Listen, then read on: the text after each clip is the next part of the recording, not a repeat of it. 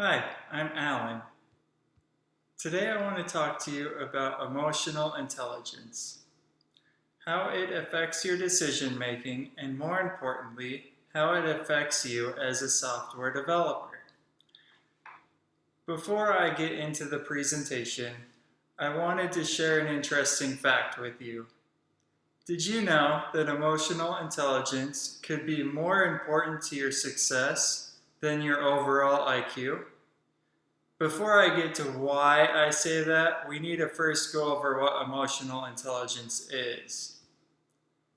Emotional intelligence consists of multiple parts. Those parts include your bioresponses, your mindfulness, and managing your emotions. We'll now go over what each of these are and how they relate to each other. First off, what are bioresponses? They are the natural response you get during a threatening or stressful situation. They include fight, which is a reaction that makes you feel angry and become aggressive or defensive. This may lead you to doing or saying things you might later regret. Flight, which is a reaction that makes you completely avoid or ignore the situation. While this lets you avoid the conflict now, this may lead to consequences later on. Freeze, which is a reaction that makes you become speechless or unresponsive.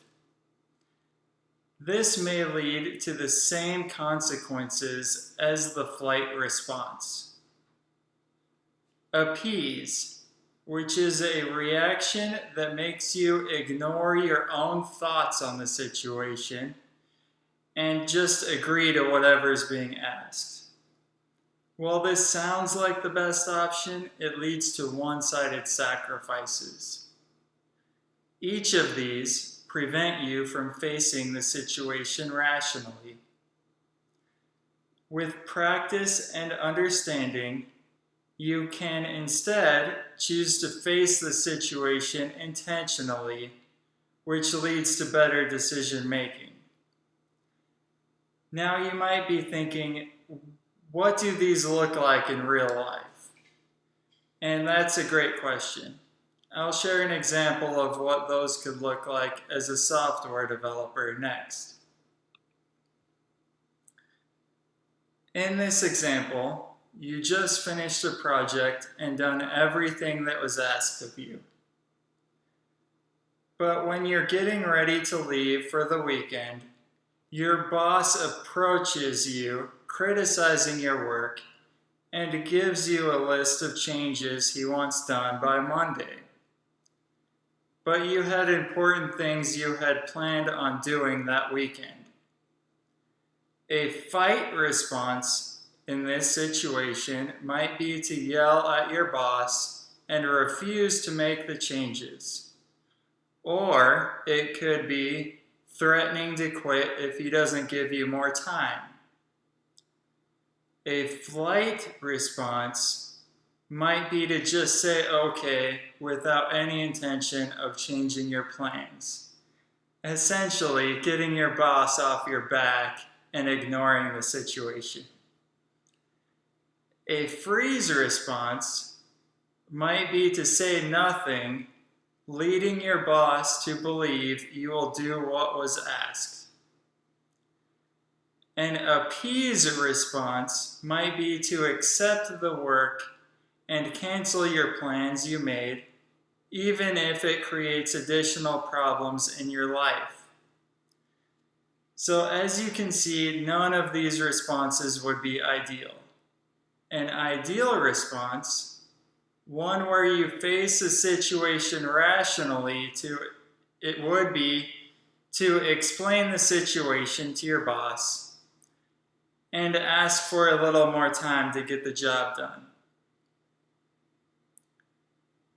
By properly facing the situation and being more thoughtful in your response, you successfully avoid any problems.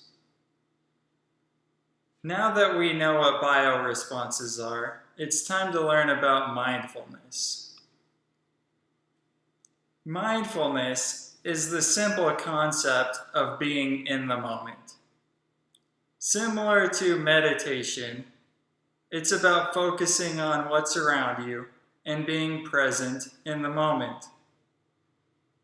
It helps you be more aware of how you are feeling as well as how others are feeling. You are more able to see the bioresponses of others and be more thoughtful on how you choose to respond. This leads right into managing your emotions, which is similar in concept.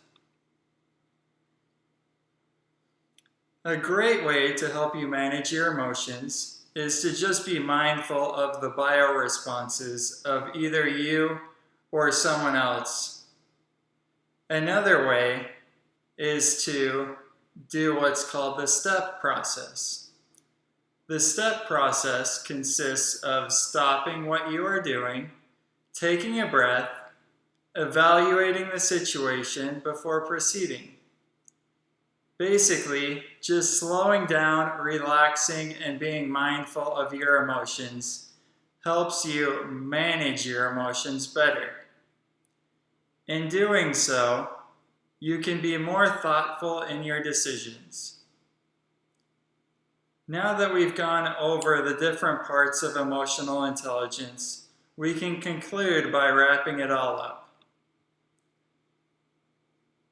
By having high emotional intelligence, you can approach situations thoughtfully, you have better control over your emotions, and are able to sense how others are feeling. So do you remember when I said that emotional intelligence could be more important to your success than your overall IQ? That's because having high emotional intelligence lets you make smarter decisions, which could benefit you more in your career. Now that we finished what I wanted to cover, I'd like to thank you for sticking with me. If you couldn't tell, this was my first video presentation, so I welcome your feedback in the comments. Thanks again. See you next time.